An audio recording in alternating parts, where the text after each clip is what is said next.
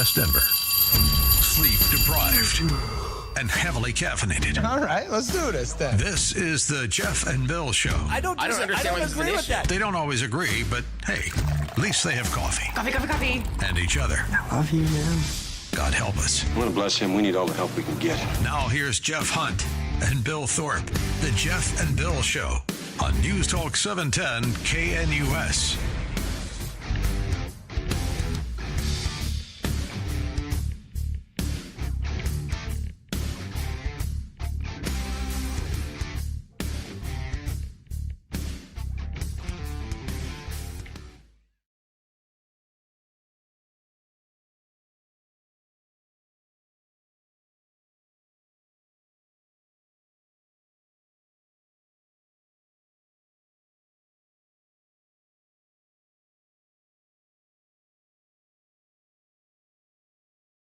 Mile High City, Wednesday, October 29th, 2025.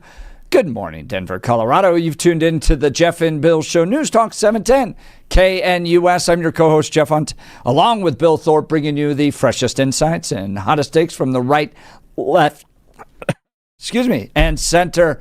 We got a lot to talk about today. Bill, SNAP benefits about to be on pause coming November 1st.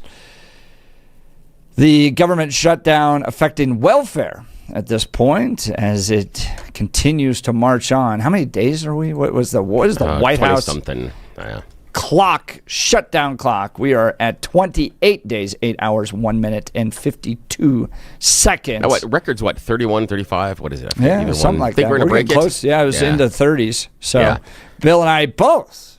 Way wrong on this one. And I've talked to friends who work for the federal government, and this they come to me and they go, Jeff, what do you think's happening? And I go, I don't know. This is a totally unique shutdown. Yeah. And someone pointed out, a political strategist pointed out to me that if this was really working in the Democrats' favor, as it has in some shutdowns in the past, you would see it on the front page of every single newspaper out there. Day 27, day 28. But you don't see it. So it's not covered in the same way that they have in the past. It seems like the groups are more entrenched than they've been in the past. And it doesn't seem like anyone's budging. And I don't see the little gangs of 9 that are popping up that you've seen in the past. And I haven't seen the same necessary coverage on the other side of the aisle as well, as far as the conservative side of the aisle. I don't see them pushing. It's, the moniker of the Schumer shutdown isn't sticking. That's not necessarily being used colloquially. The idea of a Democrat shutdown also seems to only hold true if you're talking to Republicans. And blame when you get into unaffiliated is almost equal on both parts, as far as they're blaming both Republicans and Democrats, again, within margin of error of most polls. So there is a difference between the two. And I'm not certain that either side at this point feels enough pain in order to make a settlement. We've talked about, and this is kind of a weird analogy, but we've talked about why Vladimir Putin doesn't seem to be willing to really look at genuine peace inside of the conflict with Ukraine, because he doesn't feel like he's having any pain points. There's nothing that he's losing per se at this point, so why would he? And I don't think either side is perceiving themselves as losing. Question I've got for you, my friend, is right now, I might be placing this a little high, but let's do an under-over. Under-over, does this go to 50 days? Do you think it's under or over? At first, I was going to do, 40, but I'm thinking that's way too easy. That's a couple of weeks. So do we go to 50? Going. Yeah. Dude, the SNAP benefits is going to be an interesting wild card. Yeah. Right? There are going to be two, and we're going to discuss them both this morning. The two will be the SNAP benefits, and the other one is going Obamacare to be subsidies. Yep, when you start looking at what the bills are for next year.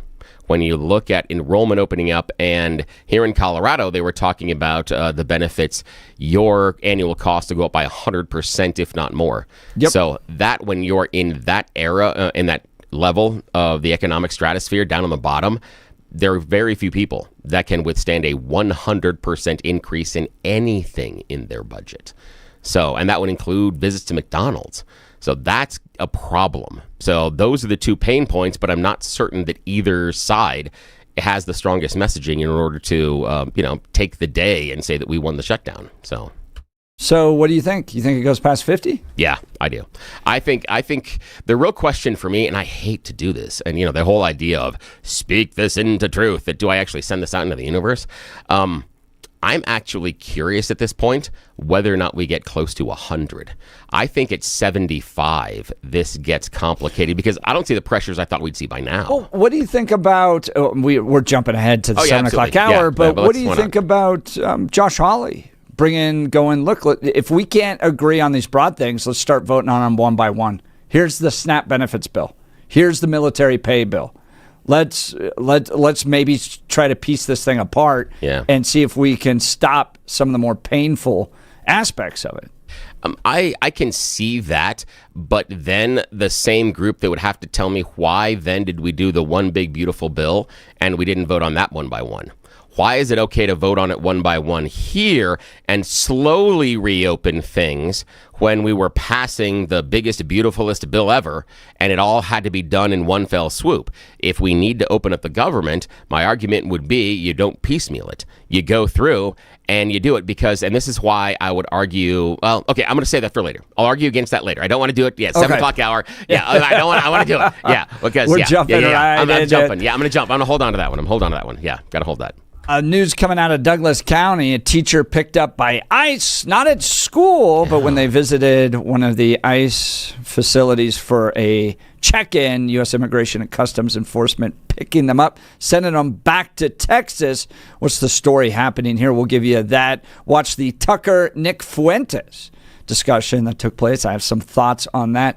We're also going to talk with DJ Summers, Director of Communications and Research Operations. Common Sense Institute's got a new report out on crime. And Bill, you remember yesterday we talked to Danielle Jurinsky, yes, and she was like, we're not settling on the crime issue. We are arresting the bad guys. We're unleashing the power of the police to make our community safe, and it's actually working. Yeah, it is.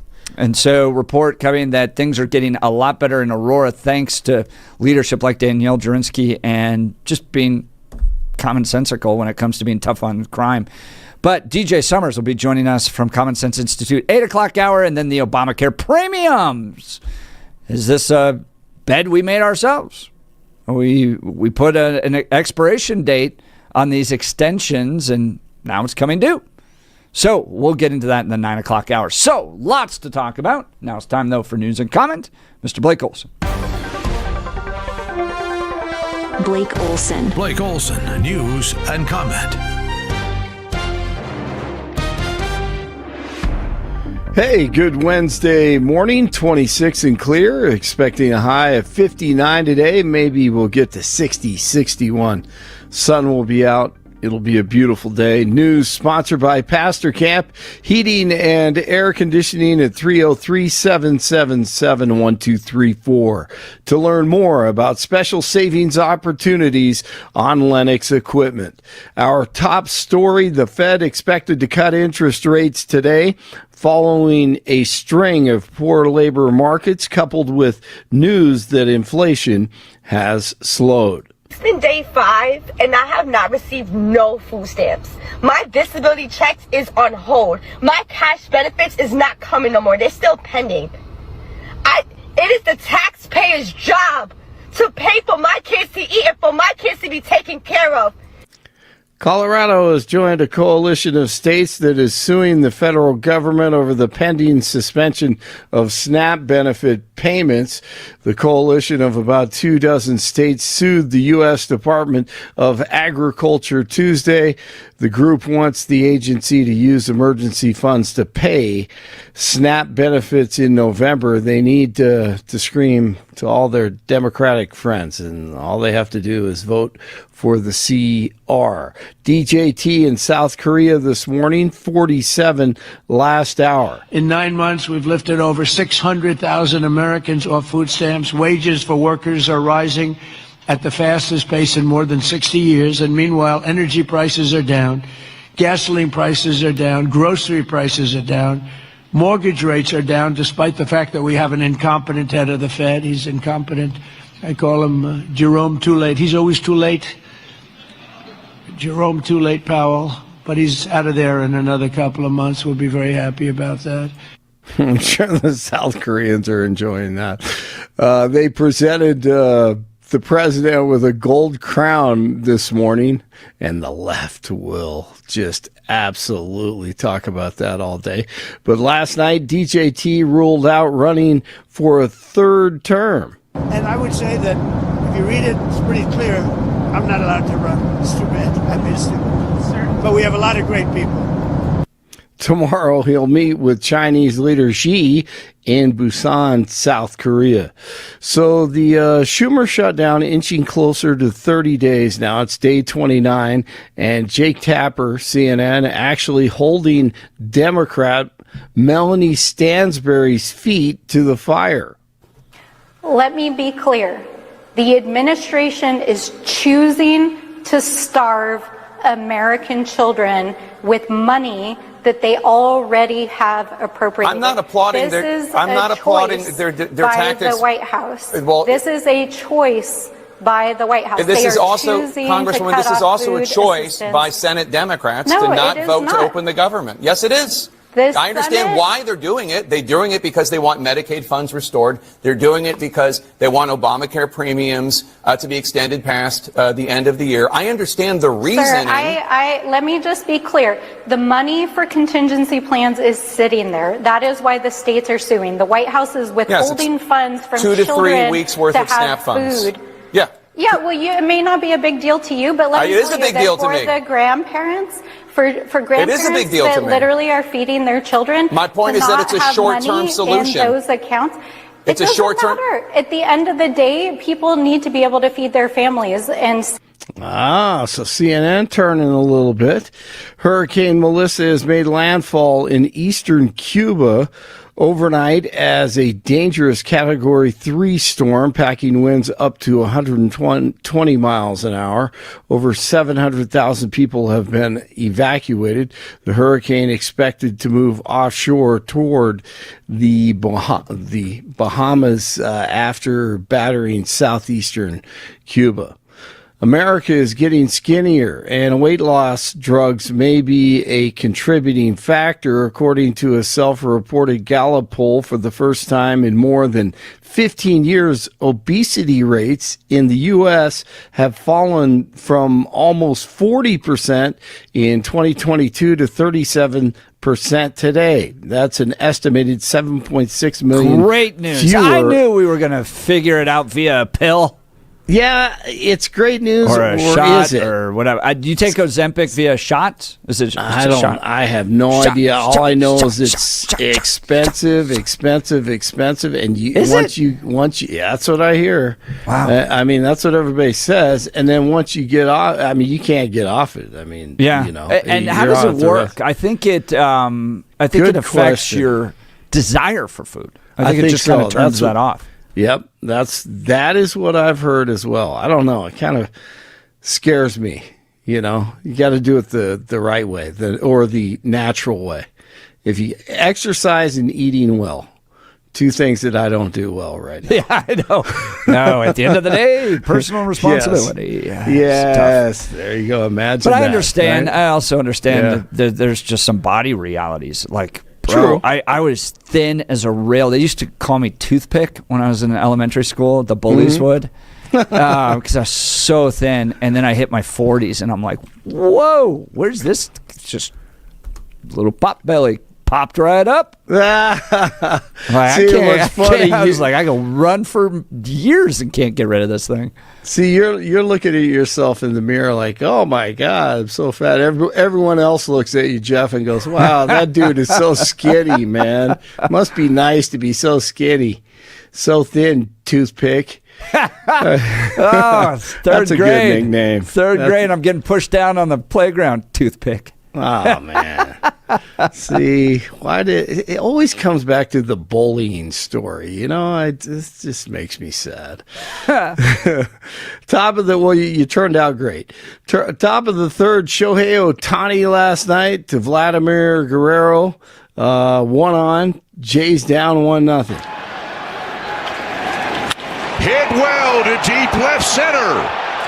And this one will go. Vladimir Guerrero Jr. lines one into the seats in left center, and the Blue Jays take the lead. And the Blue Jays beat the Dodgers 6-2 in Game 4 of the World Series. The series is now even at 2 games apiece, with Game 5 slated for tonight at Chavez Ravine in L.A.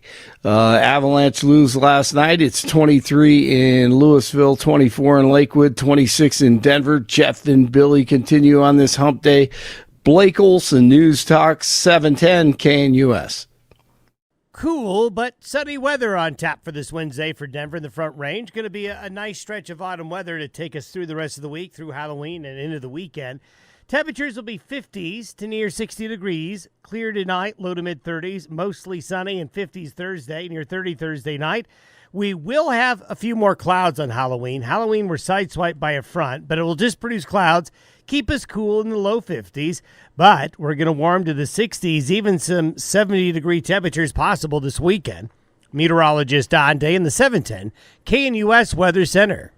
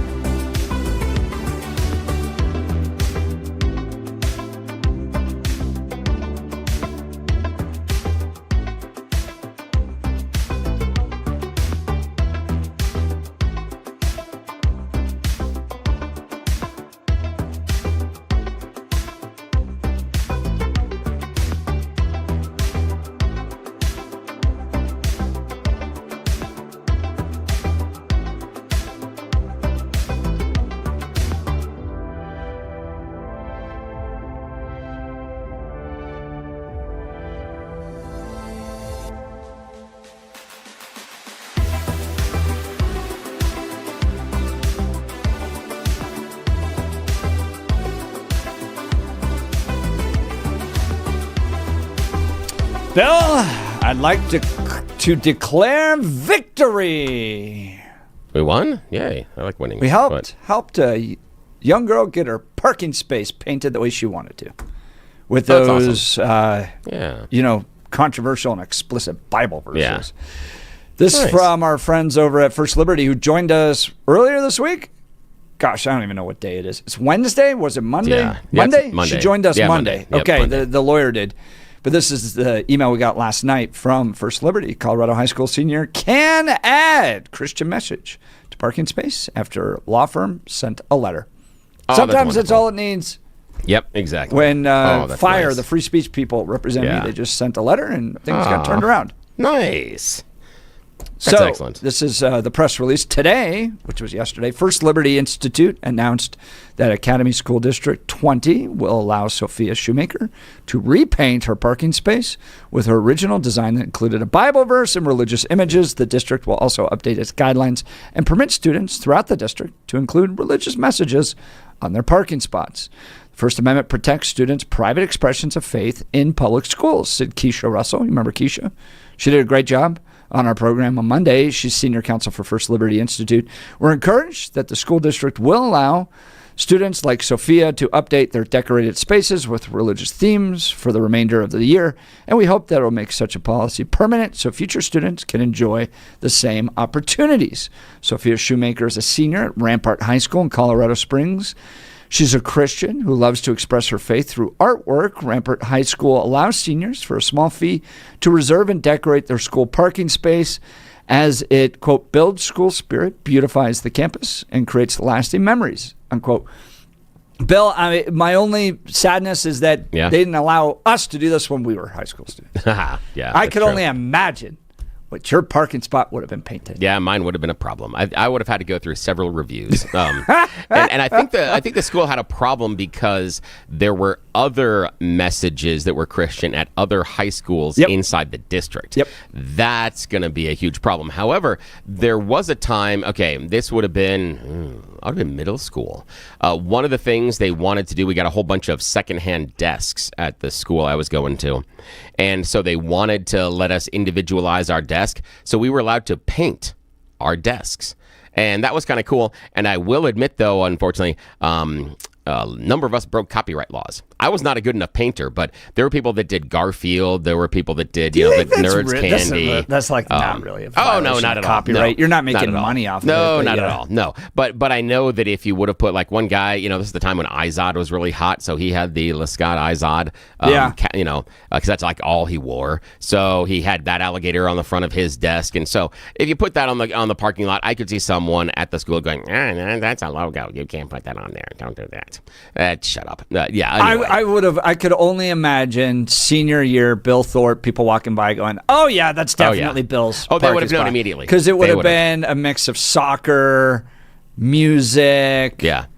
I don't know. All honesty, and mostly black, honestly. There would have been, Mostly black? Oh, absolutely, yeah. My buddies and I competed senior year in a volleyball tournament at school, and our team name was Morbid Chain of Events. It was fantastic. Oh, yeah. My parking lot would not have been, my parking space would not have been allowed. I was 90s Christian man walking around my little WWJD bracelet. I would have been trying to win you to the faith. See, the thing is that I was already part of the faith. I just was, I just was trying to break some of the rules. And, this would be an easy way to do it. If, about that time in my life, if you would open up my closet, at least 75% of the t-shirt, no, probably 90% of the t-shirts that were in the closet were all bands. All of them. Yeah. I mean, all sorts of them. So it was band t-shirts all the time, and still about 50% of the shirts that I have are bands. Yeah, so not much has changed, but that's what it would have been. There you go. And the colors would have been mostly gray, black, white, and then some red, some purple, some greens, but not universal. Yeah. Previous guidelines prohibited messages that the school deems, quote, offensive, negative, rude, gang-related, political, religious, or trademarked images. Yeah. Golly, who cares if you paint Garfield or the New York Yankees? I mean, the idea that some lawyer is going to send a cease and desist. The other one you really got to worry about is Disney, because they do not screw with the mouse. They're serious about it. So but dumb. Everybody else, I think, it'd be okay. Everybody else would be cool. Why wouldn't you want that promotion if you're Disney? In my mind, they I understand if Mickey's running around with a knife, decapitating people. Yeah, maybe not. But Disney just plays different. They just do. And that comes from, I got a buddy that actually was a jock on the Disney radio stations, the national broadcast. He was a national guy. No, they protect it. Yeah. Do they ever? Rampart School District contains several schools that did allow religious messages. I do find it funny they throw religious messages in there with trademarked and gang-related messages. Sophia requested to paint her space, but a shepherd on a hill, a staff, and a sheep, along with a Bible verse. School officials denied her request based on the school's guidelines. Sophia eventually asked to only put 1 Corinthians 13:4 on her space, but was told that it would likely not be approved either. Now, the school district has approved Sophia to paint her original design with religious imagery following our demand letter. Well done, First Liberty Institute, and tip of the hat to the Jeff and Bill Show for helping them secure their victory. All right. Bill, I watched the Tucker Carlson, Nick Fuentes discussion. It's well over 2 hours. That's 2 hours you'll never get back in your life. Yeah, but it's, as a conservative movement guy, I want to understand where the movement might be going. I personally didn't want to punish myself that way for 2 hours, so I did not. I passed. I don't think Nick Fuentes is genuine in there. I've had interactions with him that were vicious, frankly. And racist and weird, and I didn't find him to be likable. He tried to speak at the Western Conservative Summit and sent a little pitch to speak at the Western Conservative Summit, and I denied it because I think he is racist. And that doesn't fall within the conservative movement, in my mind. And so was intrigued to watch. And what I found fascinating was the lack of depth. Curious. What do you mean by that? So towards the end, you get some kind of good conversations around social conservative values, right? Marijuana, addiction to pornography, the impact that that's having on our society, particularly young men. And Nick Fuentes has a strong audience with young men. And so that had some depth to it. But the initial parts were rather shallow. And what struck me, particularly in the first, I'd say, hour and a half of the conversation, was it's almost like the conservative movement doesn't exist prior to Trump for Nick Fuentes. Yeah. So there's no depth of philosophy around what it means to be a conservative outside of kind of America first. And then it becomes almost purely reactionary to whatever the left's doing. So I believe that the left is obsessed with race. I believe that the left's always been obsessed with race. And so when you get, for instance, Joe Biden saying, I'm going to pick a black woman to be a Supreme Court justice, and starts there, that's an example of being obsessed with race from my perspective, as opposed to going, we're going to find the most qualified person to lead this important seat on the U.S. Supreme Court. And so Nick Fuentes almost becomes reactionary to that. He goes, okay, you're going to focus on elevating black people. We're going to focus on elevating white people. And it just becomes this kind of tit for tat racial response that I don't think is actually conservative. And so when I think of the depth of the conservative movement, I think of the work that Hillsdale does, for instance, of keeping the philosophy, the foundations, the pillars, the Aristotle, the Edmund Burke, Russell Kirk, William F. Buckley, God and Man at Yale, and all this that we inherited that comes up. Now, I think you can absolutely debate within the conservative movement, right? Does establishing democracies in the Middle East require you to be a conservative? No. And I think conservatives can critique the neocon movement and go, you lost the game here. And you got distracted and you went and started trying to establish democracies in places like Afghanistan and Iraq that were never going to embrace democracies. And that was a losing proposition and a big waste of time, treasure, talent, blood in the Middle East. That's a debate that can happen within conservatism. But I just found that the first hour and a half and everything that Nick Fuentes talked about with Tucker was just reactionary to the left as opposed to foundational on what it actually means to be a conservative. So, I don't know. I just, I didn't find it particularly enlightening or inspiring. Now, I think that in ways you are both right and wrong. Surprise! As if that doesn't ever happen here on the show. And your opinion of me as well goes that way as well. So I think you're right that it is ignorance of the long stretch of history of conservatism. But I think you're wrong in not that it doesn't reflect modern conservatism, but that it reflects the modern Republican Party, and especially MAGA. I think that's what Fuentes is mirroring. And I think, and I'll lay it out kind of just easily in two different cases. One being the case you talk about how there was a concerted effort post Mitt Romney to get away from the country club Republicans and go to the working class and kind of start to sell that message there. And then coming out of that, bubbled many other little things, but that gave rise in many ways to MAGA. That Donald Trump came down and he's the idea of the populist message of I'm the one fighting for you. These pointy-head intellectuals, this deep state, this group of illegals that have been coming in here. Here are all the people that are preventing you from succeeding. And there is nothing that I see in the larger philosophy of MAGA that fits in neatly with the longer arc of conservatism. And I think that's the problem. I've spoken before, and you and I talked about it off the air, that one of the dangers to the GOP was that Donald Trump was going to get in the House and try to burn it down. And I think in some ways that's what we're seeing. And by the House, what I mean is that structure and framework of the historical values of conservatism. He is torching those in many ways because that's not important to MAGA. That's not important to Trump.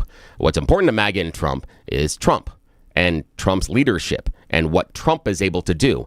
Everything else be damned. Everybody else is a problem. Everybody else is in the way.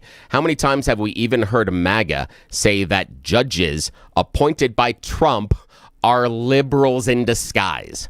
So if it doesn't I've heard fit, it a few times, but yeah. I disagree because why? A few things. One, remember, Nick Fuentes did not vote for Trump this last go around, and has in fact been rather critical. Yes, he has. And so at one time he was a supporter. Yes, both correct. sides, yep. And so he's moved into a position in opposition to Trump. But can you say that certain aspects of Trump's policies, maybe around debt, for instance, don't align with traditional conservative values of wanting to reform Social Security, Medicaid, those types of things, and shrink the government? Sure, I think that's a fair critique. But I think MAGA in many ways is an absolute return and embrace to conservative values. One, the role that Christianity plays at the center of MAGA is really important. So you saw that at Charlie Kirk's funeral, where it's like literally everybody gets up there. Now you could say Donald Trump wasn't the best proclaimer of the gospel, but his willingness to put Christianity and the idea that there's a God back at the center of our political experiment is absolutely, like, that's foundational to what the conservative worldview is, right? We have a limited government because that's the way God set up the world. And that becomes foundational to the philosophies that we're advocating for. So I'm not quite sure I agree with you that MAGA is some big departure from the conservative movement. Well, I would stretch to say that Donald Trump is necessarily in favor of limited government.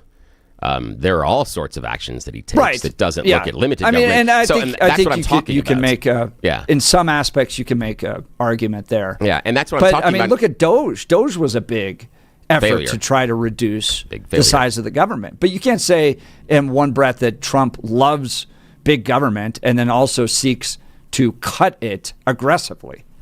I would disagree that he's seeking to cut what he views as Democrat things out of the government aggressively. He's not looking to cut necessarily aggressively, and part of that is both deficit spending and the debt has gone up. So the idea of core cutting and savings doesn't necessarily exist. It's a switch and a transference. He's not trying necessarily in places where he likes things to expand. He's trying to expand those programs. He's not cutting those programs universally. And so it's the idea that, remember, he went after, now he did say waste, fraud, and abuse.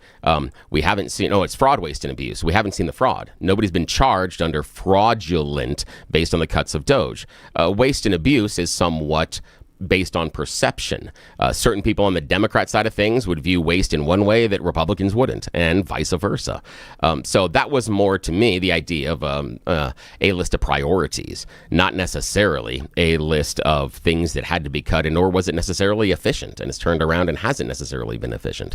So I think that was more window dressing than actually doing something. And I would push back a little bit based on the idea that bringing conservatism back into the center of the party. I lived through Reagan. Christianity being center of the party. Christianity was central there. It was central under Bush, under both Bushes. For the GOP, the message of Christianity has always been central in my mind inside of that party, not for the Democrats. So I would disagree with the idea that Donald Trump brought that back into fashion inside the conservative movement or inside the GOP. I think the difference is somehow Donald Trump has convinced a portion of MAGA that he has been anointed. That's the difference. I never saw anybody talk about Reagan or Bush as being anointed the way they have about Trump, that God has chosen him. I didn't hear that about Romney. I didn't hear that about Santorum. I didn't hear that about Bush, one or two. I didn't hear that about Reagan. That's different. That's a different level of Christianity that has entered, I believe. Yeah, I think that's in part due to the aggressiveness of the left and this feeling like God intervened to try to save America from this godless progressivism that was taking place. But Peggy Noonan had a really interesting article following Charlie Kirk's memorial, detailing how at one point under Reagan, the Gary Bowers were kind of these little side pieces that existed within the Reagan Revolution, that he was there for sure, but he wasn't as nearly as powerful as evangelicals have become under Trump. Trump has put them front and center, and you saw that at Charlie Kirk's memorial. Well, we'd love to hear from you. Did you get a chance to watch the Nick Fuentes, Tucker Carlson discussion? What did you think about it? What do you think about modern conservatism?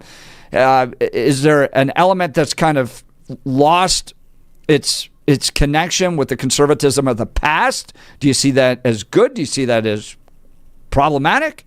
Give us a call, 303-696-1971. Text us on the Dan Caplis Law text line at 720-819-5115. Speaking of Dan Caplis, Dan suggests you should choose a lawyer who shares your values, because who you choose to represent you in an injury case says a lot about you to everyone involved in the case. Dan Caplis is the son of a police officer and a former seminarian who's dedicated the last 40 years of his life to helping people who've been hurt in serious motor vehicle crashes.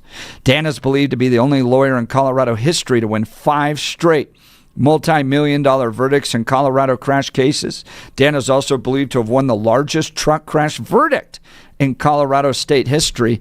Dan Caplis Law is the official law firm partner of the Denver Nuggets and the Colorado Avalanche.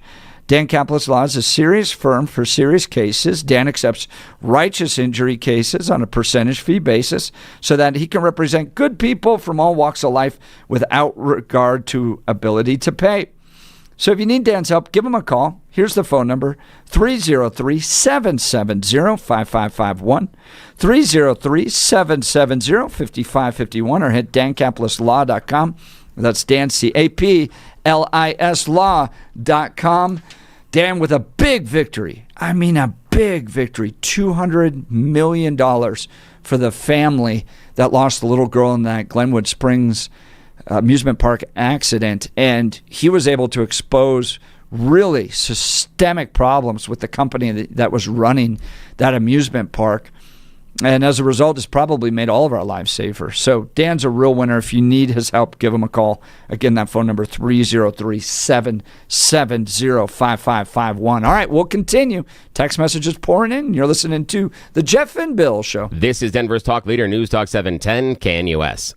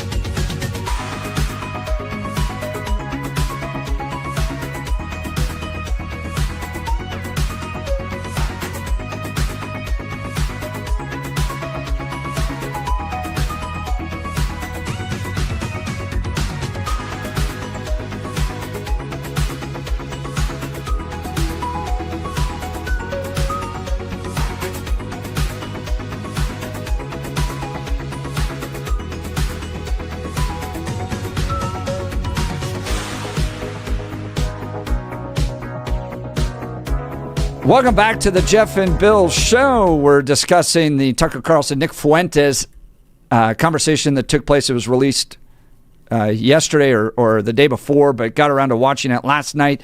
And I just, I found it rather shallow. It felt like because Nick hasn't been formed in what it actually means to be a conservative, like the philosophical underpinnings of what it means to be a conservative, that he's just very reactionary to everything. So he's reactionary to the Jews. He's reactionary to what I think is the race obsession of the left, and he counters it by being equally race obsessed. So you kind of like, well, that's not the conservative worldview. And oftentimes we get these text messages that come into the show too that are just racist. Oh yeah. And I'm like, well, hello. Yeah. Can we go back to the founding of the Republican Party as the anti-slavery party? Yeah. We're the ones that fight against affirmative action because we believe it's the content of the character that should be recognized. Anyways, I just found it a perfect example of what happens if you run into the political realm and without strong philosophical underpinnings. All right. Yeah. Let's go to Harvey in Littleton. Good morning, Harvey. You're on with Jeff and Bill. Morning. Morning, guys. Yeah, I think the Fuentes conversation is interesting because I don't really know any other 30-year-olds who listen to Nick Fuentes or could care about anything he has to say. Like for me, I saw that podcast pop up and avoided listening to it at all costs. Like he is not somebody who I immediately hear of and think represents any conservative in their 30s. Now, Harvey, I want to stop you right there just for a second. What about Tucker? Do you have the same views of Tucker, or do you think he has more influence? I'm just asking for just informational purposes. Yeah, that's a great question. I think it goes back to not just Tucker, not just Joe Rogan, not just Nick, not just Dave Smith, not just your show. It's like, who do you have on? Like who is the individual guest that individual is interviewing, more so than is it Tucker Carlson? Is he the gospel? It's like you have so much choice nowadays to be able to go and consume information. Who can I go and listen to where I'm actually going to ingest information, where I'm going to learn something, right? Like you guys are older than me. There's information to gain from listening to you in the morning. Is there information to gain from a 27-year-old college dropout who appears to be pretty racist that is now riding the hype train of the conservative pop culture movement? No. And I think, Harvey, that represents a lot of maturity because you're basically choosing the type of diet, like you're not eating junk food.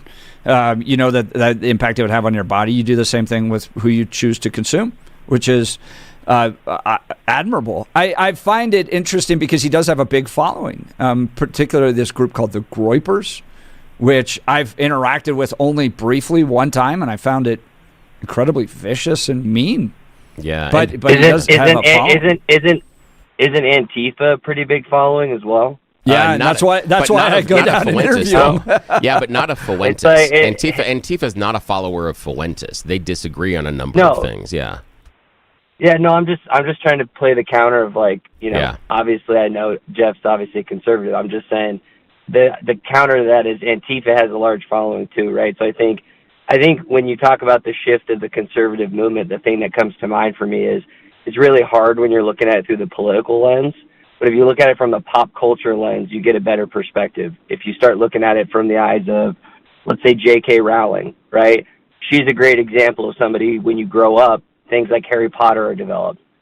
There was a time growing up, because in the 90s when I grew up and that was out, you had a lot of people, I got maybe it was early 2000s more of those movies, but when you grow up and you start watching that and you see the backlash from very, Christian folks back in the day saying, oh, this is like devil worship, right? That was also on the fringes.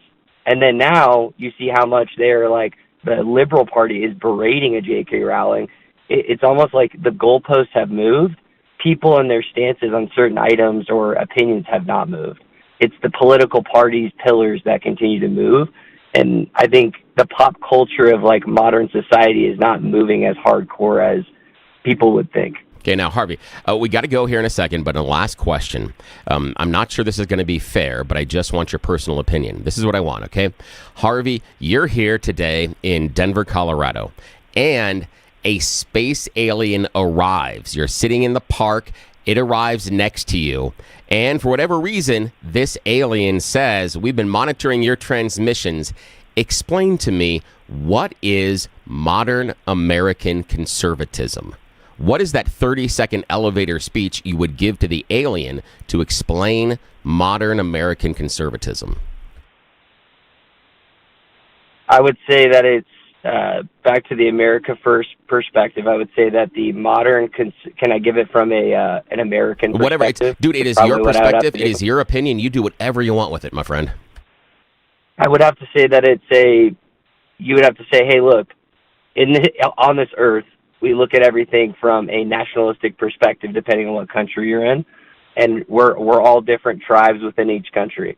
The modern conservative movement inside of America is looking out for the well-being of every individual child that we're trying to bring into this world, that we're trying to give them a better future, and we're trying to make sure that the policies and the things that we put in place will make sure that future generations that we're trying to raise and groom are going to have a successful future, be happy, be healthy, and be prosperous.